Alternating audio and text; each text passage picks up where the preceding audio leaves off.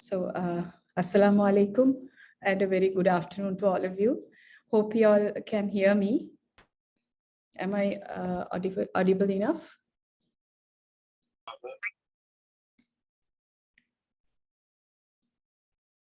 So, yeah, participants, yes, thank you. Participants, kindly mute yourselves. This session will go on for another 1.5 hours, inshallah. And we will be giving the last 15 minutes for your questions, and I'll be answering those. So we shall start. So as you all can see, this session was organized by the Caroline Counseling Services. And myself, Rinoza Fuard, I am a psychological counselor in the field for the past 6 years. I hope you will be able to gain some insight about stigma during this session. Yeah, let's start off. And thank you all for being here and spending your precious time with us today. Yes, so let me just go through the contents. Even though we have a lot of technological terms and kind of notes here, I'll try to make it as casual as possible. So the contents are basically defining mental illness and stigma, and we will be talking about the myths and facts about stigma and the impact of stigma on individuals with mental illness and dealing with stigma in the society, seeking help for mental illnesses. So, I think someone's mic is unmute. Yeah. Right. So first of all, let me define these two terms, the primary terms that we are going to discuss today. Mental illness, first of all, we all know that, or it is important for us to know that like we give importance for our physical health, we need to equally give importance for our mental health. So there can be disorders or illnesses caused in your mental well-being as well, like you have physical diseases. So let me just define. So it is a health condition which involves changes in your thoughts. First of all, we have these three things that basically make us function, progress or process. Is our first is our feelings, thoughts, and behaviors. So all three are interconnected. So if we have any disturbances in these three, or it could be biological or mental. If you have any disturbances in these three, you won't be able to basically function in your daily lives effectively. For example, it could be your family life, your work, even your interpersonal relationships, like your social environment. So these are the main three areas that gets affected when someone is affected by some mental illness. And on the other hand, stigma is not only for psychology or mental well-being. It is common. It is a common term. So stigma is anything. It's in simpler terms. We can also say kind of misbeliefs or any act or belief we perceive things in a way that is different from us, basically a person. So it is defined as a sign of disgrace, which sets a person apart from others. So we sort of isolate or we disregard certain people due to different reasons. So in that case, we call it stigma. So when it comes to mental illnesses, so we also stigmatize people related to mental illnesses. So hope that is clear. So let me just ask you this question. So you have a couple of friends. So it is very common, right? It is very common. We all, in a way, it is indirectly or directly within us, right? It's not just something that just emerged yesterday or in this century. It has been there. So we will just have a look at it, look at how it emerged as well. So let me just ask you this question. So you have this friend of yours who comes with you for jogging, for example, and all of a sudden the friend, there are a couple of friends actually. So one friend is diagnosed with some clinical depression and the other friend has some physical disease like cancer, and he or she is undergoing chemotherapy. So this is just an assumption. So number one, so you are going to make two comments to these two people. So number one, comment number one is stay positive and things will be just fine. You are improving. So who would you say to, or say this comment to? Just think for yourself. Stop feeling sorry for yourself. Get up and get over it. Or don't think too much or don't overthink. So to whom will you give the first comment, and to whom will you give the second comment? So I'm sure you will be able to figure out the answer. Most commonly, the second one would be for the one who is diagnosed with clinical depression. Because when people say they are stressed out, they are depressed, we don't normally, straight away guide them or direct them to seek professional help. But rather, if someone says, okay, I have this pain, I feel like there is a piece of lump, inside somewhere, or it could be any other physical symptom that you can visibly, that is visible to your eyes. In that case, you would directly tell them, okay, you have to go see a physician or whoever it is. But when it comes to mental illnesses, you would simply say, okay, you can do that. Just don't overthink it. Or, you're overthinking. It's all in your mind. You can deal with it, sort of answers we give, right? So that is what is basically stigma. It is due to stigma. Moving on, a little bit of history, right? So it is a tradition. See, if you take the history of the psychological treatment and the mental illnesses, those days, it started with when people were not educated at that time. They didn't explore or find out. They didn't do any researches initially, and they didn't know what were mental illnesses. So what happened at that time? So when people behaved in different ways, in abnormal ways, they thought that, okay, they have something is wrong with their brain, and they even drilled holes in their brains. So that's how worse it was. So also they isolated, they called people crazy, nuts and terms like that. So that practice has been there still, and also connecting it with God's punishment and demons and things like that.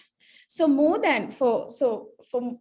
there are more stigma. There is more stigma for mental illnesses than any other type of stigma.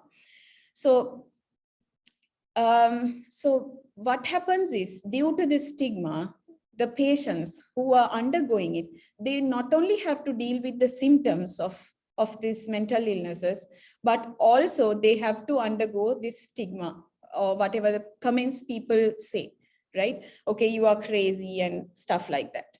So that is another stress. So they don't even come out and talk about it. They don't sort of open up about their illnesses. They just isolate themselves sometimes. They don't share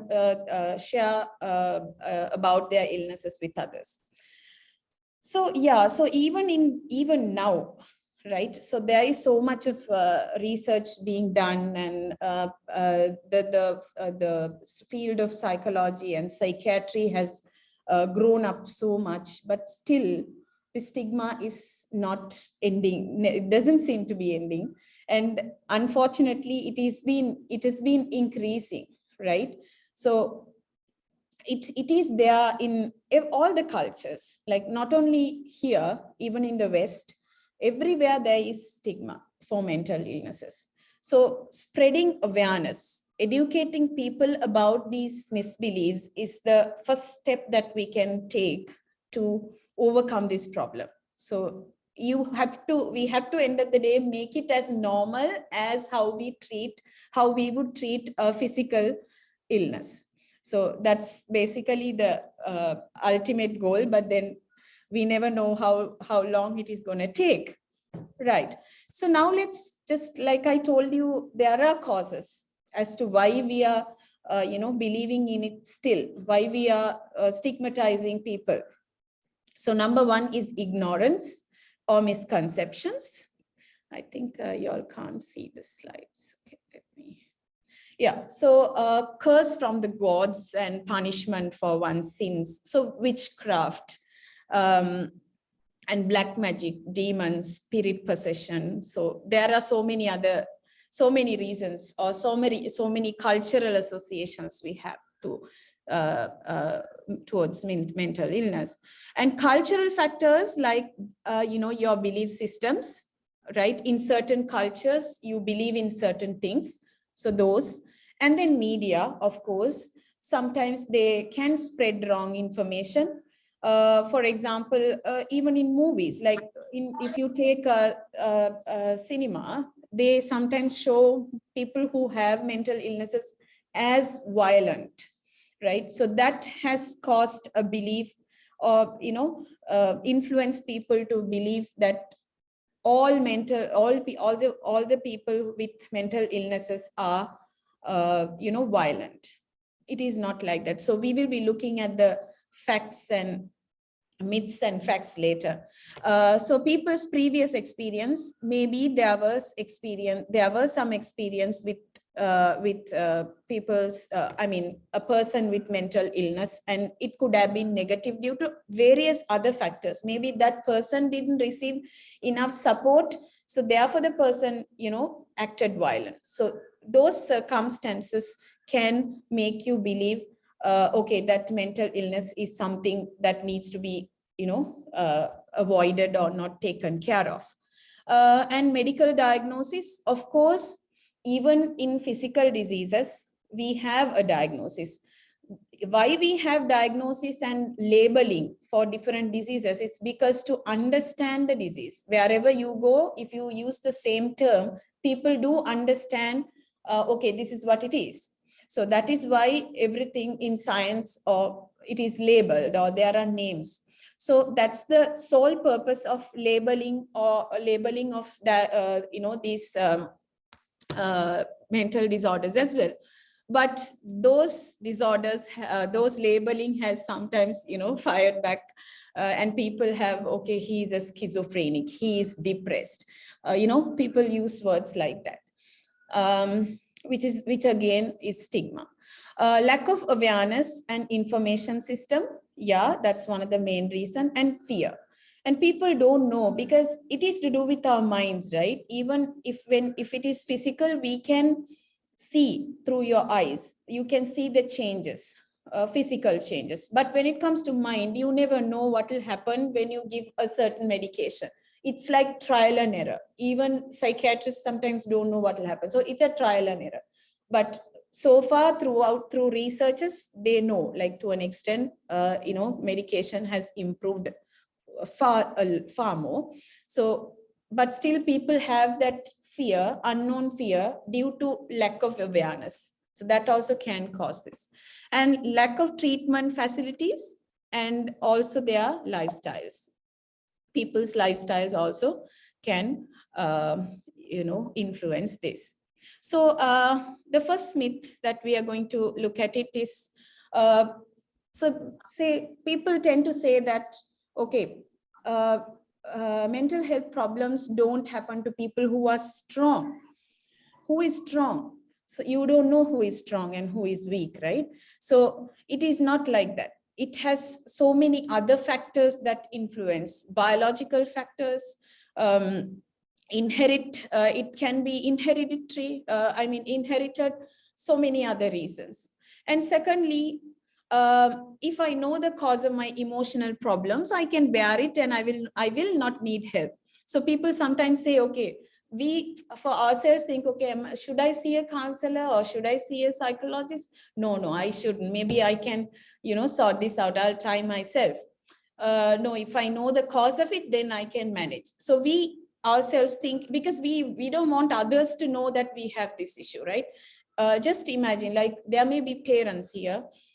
Imagine you see certain symptoms in someone you know, or it can be anyone that you are around, that you are with. So we often try to, try not to think that way, right? We try to think as normal as possible, even though we can distinctively see that there is a problem. So that's how bad it is, right? So just knowing or analyzing the cause of a reason is of course insufficient, like when it comes to mental health concern, because sometimes in disorders like schizophrenia, it is to do with your brain chemicals. So you don't know whether they are in balance, like your sugar levels in your body. There are brain chemicals that are responsible for your emotions. So if there can be imbalances in those cases also, you can have like mood swings and certain symptoms, hallucinations and all of that. Yeah. The third one is psychological needs are taken care of automatically if physical needs are met.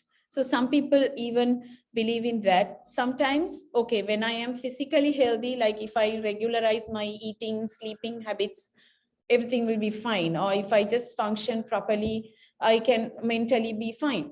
Sometimes it's not the case. There is more beyond, deep underlying that. So it doesn't work that way. So you have to simultaneously work on both. Both are two different things which are interconnected. So you need to work on both, obviously. And the fourth one is mentally ill people are violent. Like I told you, in fact, they are the victims of violence, right? Because from the beginning, if you take even the history, there were mental health asylums where people were just kept inside and they were tortured. They were tied up on chairs and beaten up. There was even still in mental health hospitals, or institutions, mental health institutions, things like that those are happening because when people, their anger and emotions are being triggered, or when they go out of control, rather than helping them to calm down, we abuse them physically, basically. So which makes their distress and symptoms even worse. So that is how it was at the beginning, and even now in some places it's happening like that.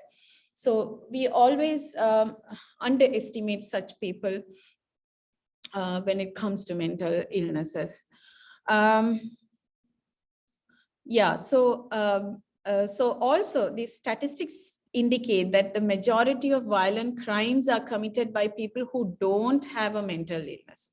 So that's something to be, that's something thoughtful, right? We often believe that, okay, he must be crazy, he must be mad to do something like that, and so on. So statistics say the otherwise. So mental health treatments are about just medications that make you dull, drowsy, and dependent. This is one of the important myths that I wanted to highlight today. Even in my personal experience, there are people who know what's wrong in them or what they should do, and they would have been done things properly and seen improvements as well. But due to the influence, if when they tell others, they influence and they say, okay, you have these side effects, don't take these psychiatric medicines, you will get addicted to those, and that's not helpful for you. Rather you try something else, maybe something, some other medicines, traditional medicines and things like that. So it doesn't actually work that way. So if it is to do with your brain chemicals, only those pills can help to stabilize those, bring the balance back in your brain. So that's the only way you can treat it. So you have to definitely take such medications with your doctor's advice, especially your psychiatrists. They are the only people who can, prescribe you pills for mental illnesses mostly. So I will discuss about it later as well. So according to that, you need to, take whatever their advice and do it. Later, when the symptoms settle or they subside, your dosages get reduced, and that way, with psychotherapy or psychological counseling, people's symptoms go way down, and people, end of the day, be in control. So yeah, so the fact is that psychiatric medicines are meant to target the symptoms of the condition. So we only treat those symptoms. Say, for example, there is a person who has hallucinations, like mood swings, and a bit of obsessive compulsive disorder. Like we say, they keep washing hands. Sometimes some people, for example, people who have hallucinations, they talk to themselves. Sometimes we call it auditory hallucinations. Sometimes people see unrealistic images, we call it visual hallucination. So, and some people have mood swings. One time they'll be really happy, energetic, and in their best mode, and in one time they'll be at their worst. Those kind of symptoms. So we only try to look at those symptoms individually and sort of give medications or prescribe medications for those symptoms. So newer medications have minimal side effects. So that has been found. So there may be a little bit of, drowsiness and things like that, but that is very less nowadays with this new latest medications. So most of them don't have a potential for addiction. You don't get addicted to it. If you are believing in it, that's wrong. And multiple treatments are available, not only medication. So let me talk about that part. It is another important part. So I will first, so like psychotherapy. So including wide range of psychological treatments called, psychotherapy, where we help people change their thoughts, feelings, and behaviors. In the sense they are unhelpful or negative thoughts, feelings, and behaviors. And then the sixth myth is psychological treatment for, I will come to the other type of treatments, right? I will explain it later. Let me finish the myth and the facts part first. So sixth one, psychological treatments for mental health problems mean just counseling. So which means just getting advice, some advice, which anyway we know and hear from others, and it does not help. So maybe we would read some, motivational quotes or get some advice from people, people who we trust. Of course, those things can help, but not in situations like when you have some serious mental illness, okay? Sometimes your life problems, you can get motivated at that moment, but within yourself, it will be there. So you need a long-term solution rather than a short-term one, right? We all need a long-term solution. You can't, whenever you need help, you can't be always, depending on others. You need to be able to sort it out on your own and handle it on your own. That is why we go for counseling. And actual counseling is not just talking. So I'll tell you, it is a systematic process. If you are really seeking a proper psychologist, or if you go to a proper professional psychologist, clinical psychologist, or even a counseling psychologist, they know, they don't just talk. Maybe the initial sessions, first 2 sessions maybe spent on getting information from you. Obviously they should know what you are going through, right? So for that we spend a couple of sessions, maximum of 3 sessions. So, and then what happens, we have this treatment, we have these processes and techniques that we use, strategies we use. For example, cognitive behavior therapy. Those who know might know these things. I'm just trying to explain for those who are not aware of these. So we have, we give them homework, we teach them, we call it psychoeducation, which we teach them the real, why they have these symptoms. Okay, what are the, maybe how it works, or how they can overcome that. So we literally, like, we give them exercises to do. They need to sort of practice, and we try to make it a habit in their life, so that they don't need to come back to us. We don't make them dependent on us. We want them to function on their own. So usually a counseling, people think it's never ending, but usually a normal counseling session or a therapy session is maximum up to 6 to 8 sessions, right? So with that, it's done.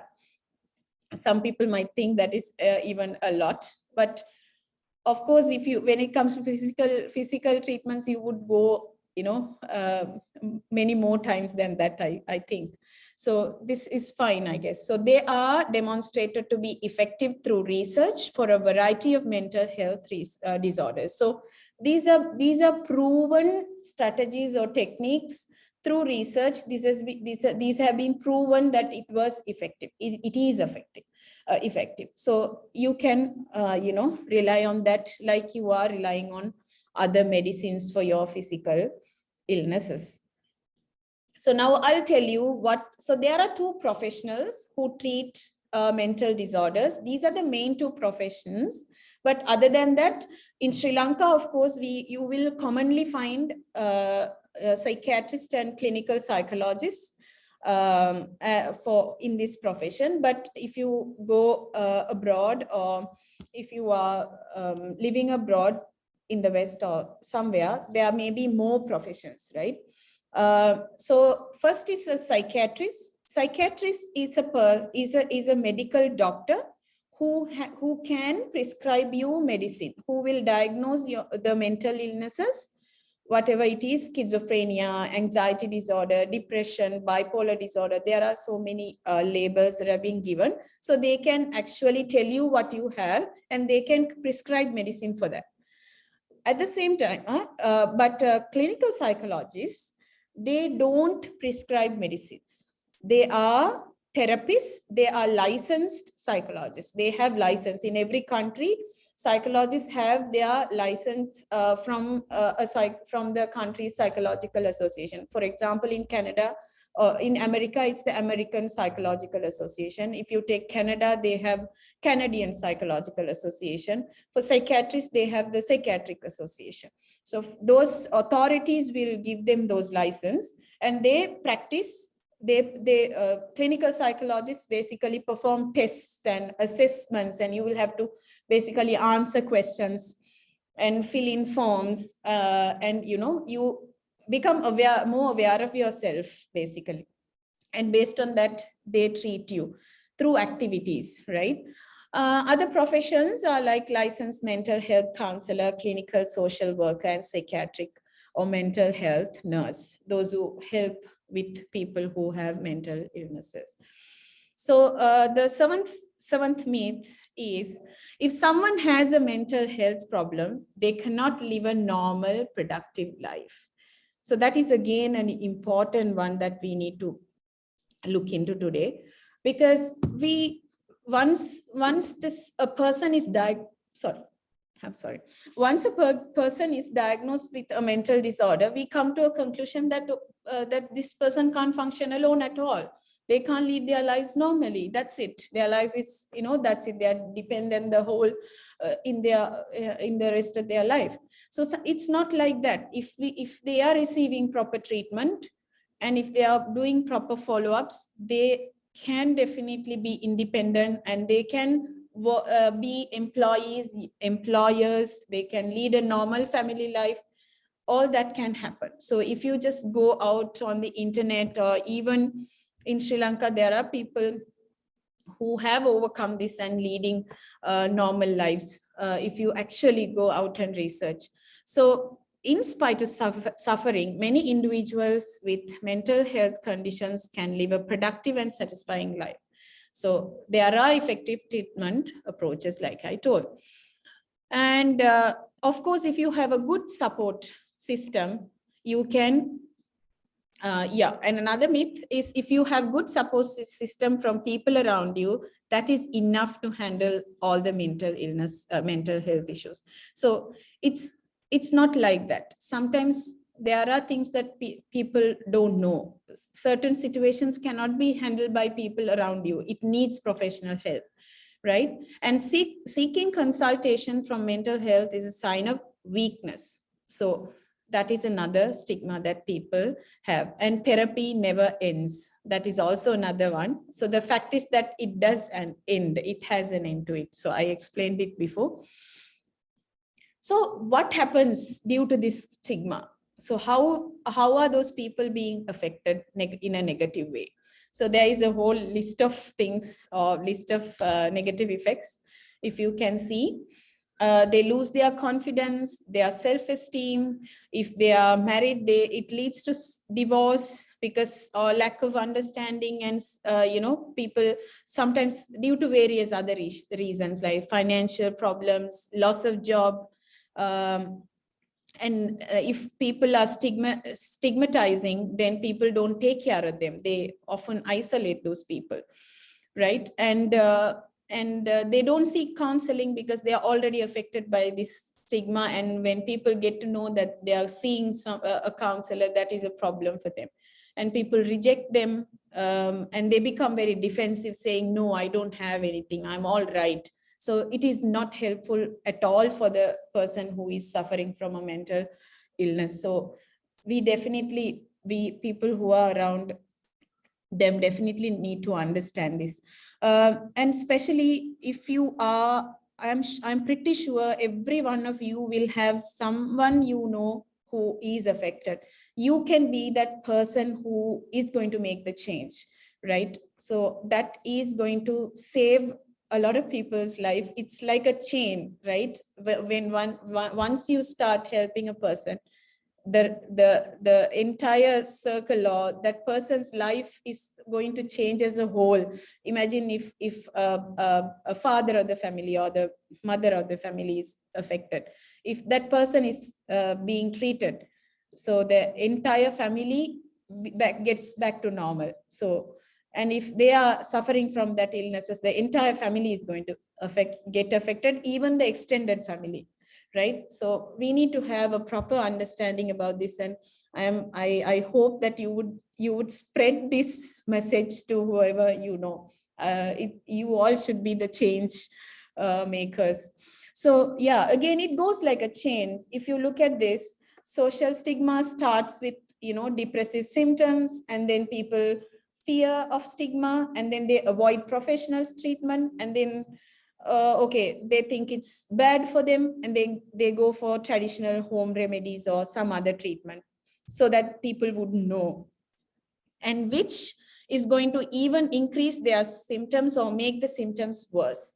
And then finally, diagnosis or psychiatric treatment. They have to again go through that cycle. They have to again go see a psychiatrist or some treatment. So there is a difference between the stigma and discrimination.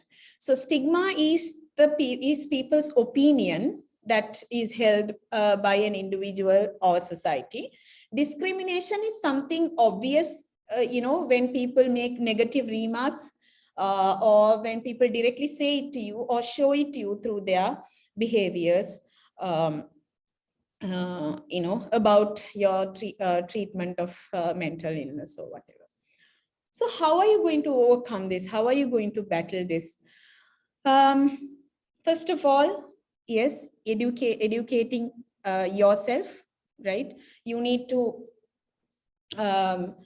educate yourself about, say, if, for example, if you know anyone who is suffering from this, if you are educated, you know what is the actual condition, you educate that person, right? And you just make the person go, help the person to seek professional help. So that way you can spread this awareness and educate others. Yeah, like I told you, you can just, if you, once you are familiar with this information, once you know, okay, this is how it works, or you find out information from a professional, you can definitely advise people or help people to go and seek some support, right? Even though you can't directly support them. So be an advocate for those who, those that can't voice proper knowledge about mental health issues. So of course, there are people, I have personally met, clients who, especially parents, it's a very pathetic situation when they they would really want to help. They would have the financial strength and everything. The immediate family would be completely ready to do it, but then the extended family wouldn't be ready, or sometimes they see the real stigma in life, like their children getting not getting along with the other kids, or they often fear, okay, my kid won't be able to play with the other kids, they are going to isolate them, sort of fear. It is normal, I mean, everyone has that, but we can be that first, do that first step, and we can teach our children who are still suffering to be brave, and we can educate them, because end of the day they are going to face whatever it is we will face. That's one part of the story, and they also need to face that and overcome that. So educate them if you are, if you know anyone of that sort in that situation. So don't let stigma create self-doubt and shame. So just because people are saying these things, that doesn't mean that's the true or fact. You can always be confident. You know what is happening in you, or in that particular person, whoever you're trying to help. So you have to make that step, and nothing should affect your self-confidence and what the path that you've chosen. So it has to go smooth no matter what. So that patience and consistency is very important when it comes to mental illnesses, because the moment, of course, when you when a person starts to take pills or medications, it takes a bit of a time sometimes to see changes. Doctors would say, like psychiatrists would say. So it takes a bit of a time, and then once you continue to take it, the symptoms gradually subside. It doesn't at once go away, because it is imagine it should be a mind change, no? Like your thoughts, emotions, your behavior should change. So obviously it will take time. So what happens is people lose patience. They think, okay, this is not going to work. We've been seeing this, seeking treatment for this long and nothing is working. And they also fear the side effects and things like that. So nothing should affect your treatment. So have an understanding of your illness. So reading about, not just reading, maybe finding information from the right person is very important, because nowadays you find all the information in the internet, but and everything ends up in cancer or something. So you just without maybe looking into those information, you can get the right information from a professional. That would be the best. So Yeah, it is unfortunate that often people with the illness don't believe that they even have it. Okay, there are a type of disorders in which people are not aware, right? It is they think that is normal. They don't know that something is wrong in them. So in that case, what would you do? It's very hard to convince them for treatment. Sometimes people around them will be very supportive and all of that, but these people who are undergoing it won't believe. So in that case, you need to educate them. You need to give them the proper information in a way that they would believe, right? So, and it sometimes certain symptoms lead them to hospitalization. Like, for example, if a person is having any suicidal thoughts, so that person has a risk of losing his or her life, right? So in that case, they need hospitalization. Sometimes when the symptoms get worse, they try to harm others. So without leading them to that extent, leading it to that extent, we need to always, try to identify the symptoms, or find the right treatment for them at the beginning. So that is very important. So find people with similar values and beliefs. One more thing, yeah, that I think this is also very important. So you can establish more connections with people who believe in these, like if you are suffering from, this stigmatization, you can, rather than getting along with people who are who are stigmatizing, you can rather approach people who have good knowledge about it, who believe in it, and who encourage it. So even it can be an outsider, not a mental health professional. So be aware of your thoughts and reality, test them. So sometimes that is one of the important things, right? For example, you are suffering from okay, you're feeling low, like you don't get enough sleep. You can't fall asleep at night. So just think about it. Okay, why am I not falling asleep? What is happening in my body or mind? What should I do? What is disturbing me? What should I do to get back to the routine? So you need to sort of, think about sort of a solution for that. What do you call? I mean, a way that you can, I got distracted, sorry. Yeah, so you need to think of a way how you can overcome that problem. So that is basically self-awareness, right? You should know, like if you are let down by anyone, you can just think and, sort of ask for yourself, okay, is this affecting me? This thought shouldn't affect me, sort of a question, right? And then assertiveness, you need to be assertive. For example, assertiveness is basically expressing your feelings. It could be your negative, even your negative feelings. So all feelings are normal, even negative and positive. So you should be able to express that, right? If you are angry, it's okay in telling people that you are angry.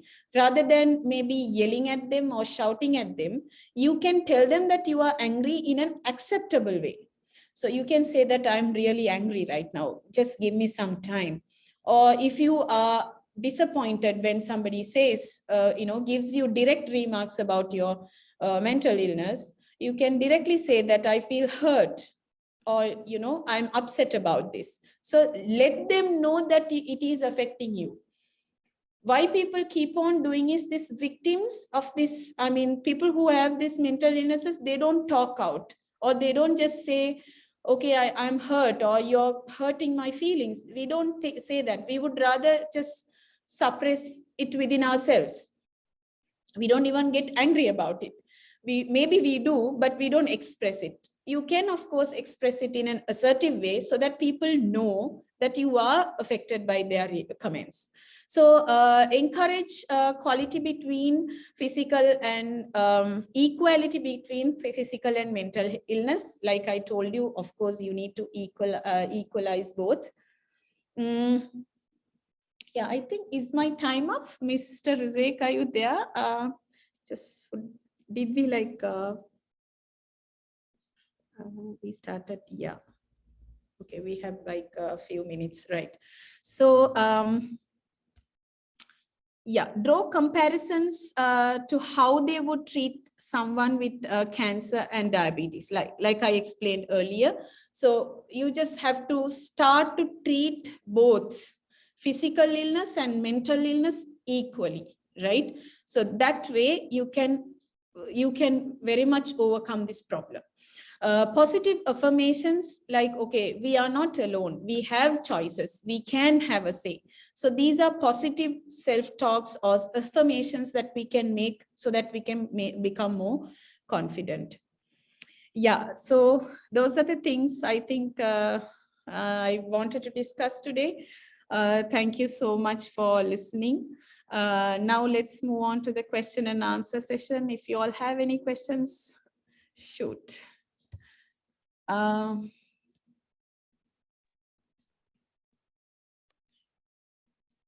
You have 15 minutes time, inshallah. And you can, I'm comfortable talking in, speaking in any language, mostly Tamil and English. Sinhala I can manage. So, yeah.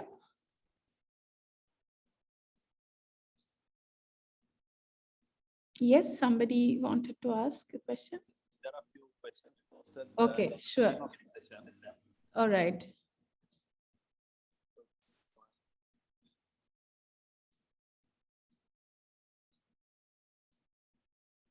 What's the difference between illness and disorder? Okay, illness and disorder, they are almost, I mean, it is just two terms. It's the same basically. I mean, disorders, when it comes to disorders is a term that we professionally say, like it's the same basically. Illness and disorder are the same. Mental retardation is condition or disorder. Mental retardation is anything that is not normal in when it comes to your mind. So, okay, it is a condition, and disorder is a term that is basically used in labeling. That is what I understand. So we when we sort of study, or it's more of a professional term. Otherwise, you can use terms like illness, condition. I think there is no much difference. Clinical depression, clinical depression is more of a professional term. Yeah. So maybe these terms are confusing you all. No, I know there is a lot of technical jargons here. So I'll just try to make it simpler. What is the difference between illness and this? I think everyone's asking that question. Disorder, like disorder is anything that is not in order. So basically, in mental health, if things are not in order, we call it a disorder. Illness is basically used maybe when it comes to diseases and physical illnesses and things like that. But I don't think you need to get, you have to get confused between these two terms. Okay, counselor and therapist. See, there are people, counselors basically deal with daily life issues, right? Counselors help people who have, who still lead normal lives. They don't have anything mentally wrong or any disorders as such, or any mental illnesses as such.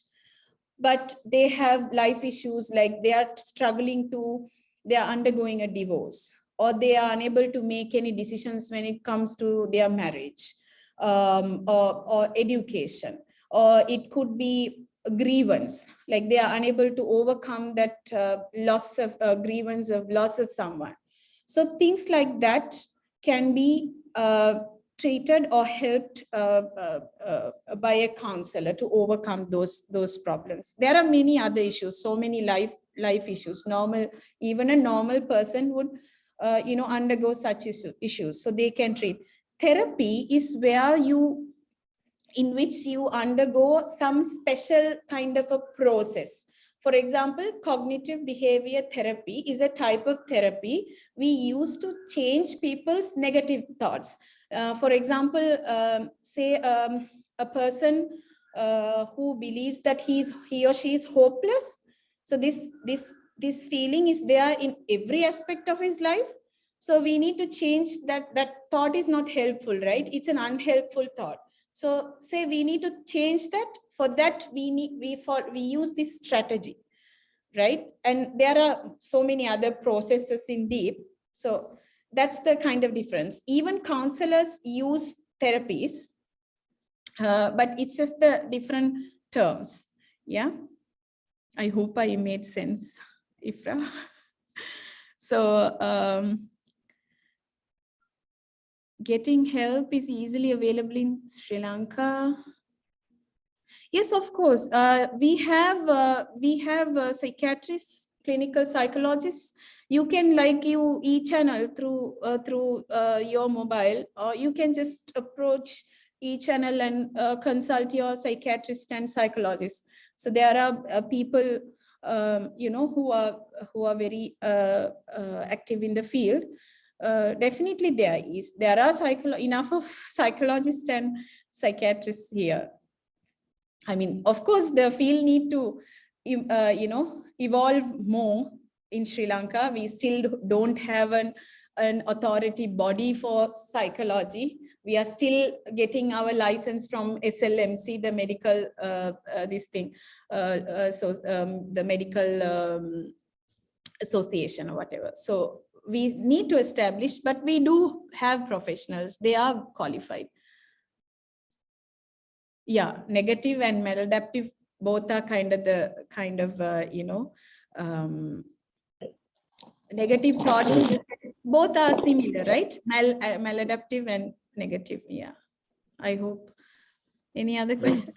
Should we wind up? Or am I taking too long, Mr. Ruzek? 8 minutes left. Sorry? Okay, I'll quickly answer this question then. How can we help a person with depression, stress due to day-to-day activities? How can I handle the situation with balance? So it depends. First, we need to maybe identify what is triggering his. No, I can't give like a solution here. I will just give a guide. Maybe we need to first identify as to why he is feeling so, and where when did it all started and stuff like that. So based on that only, we need to decide on whether this person needs a medication like medicines, or this person only needs some psychotherapy, or some counseling. Whatever it is can be decided depending on the individual. It's very subjective. I cannot give like a common answer for that. Yeah, so any other questions?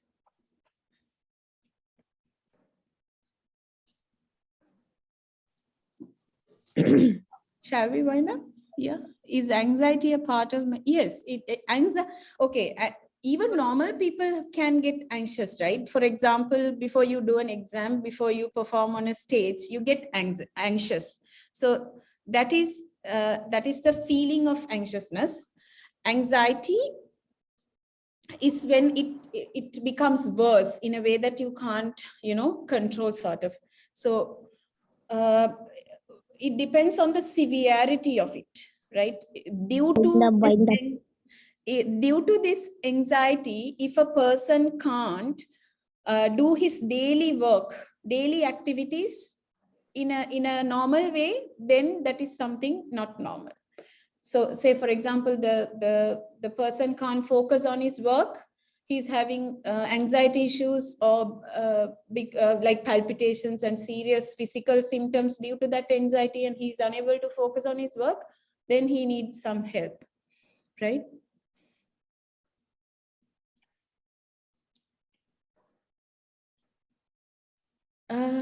Okay. I think Mr. Ruzaik should answer this question. Okay. Does Caroline conduct counseling courses? We have conducted. That's right. Yeah. Sorry. Yeah. We have conducted other courses related to emotional intelligence, stress management, parenting, marriage, but we haven't started off any courses on counseling. Inshallah, we have plans to do it in the future, but not at the moment. That's the update from our side. But we have plans of educating the public on different topics related to psychology and counseling, to conduct programs of this nature in future, so that people will have an awareness about this subject, inshallah. Okay. So. Yeah, is there anyone with other questions? Yeah, you can ask. Questions related to what we studied today. Extremely grateful to Ms. Rinoza Fuard for Thank you so much. Sparing her time and sharing her knowledge and experience with us. It's a topic, it's a need of the hour, because many people who are having mental sicknesses or mental, they want to seek counseling and support, but because of the social stigma towards it, they don't get the opportunity or they don't go out. Exactly. So I think this session would have, helped all of us to get an idea and help those who are in need, inshallah. Jazakallah. Jazakallah, everyone. Okay. Okay. I think we can wind up now, ma'am. Yeah. Okay. Okay. See you all. Right. Thank you for your time, everyone. Assalamu alaikum. Wa alaikum assalam wa rahmatullahi wa barakatuh. Yes. And on behalf of Caroline, once again, we are thankful to Ms. Rinoza Fuard this evening. And if anyone requires counseling support, Caroline, we have our number. That is 0772 3316. Sorry, that's the number. 0772 337656. This number during the weekdays between 9:30 to 4:30, 9:30 a.m. to 4:30 p.m. If you require any counseling support. So inshallah, we will help you with counseling related to clinical counseling, family, youth, children, and hope to build a community with sound mental health, inshallah. Okay, Jazakallah khairah. Assalamu alaikum wa rahmatullahi wa barakatuh.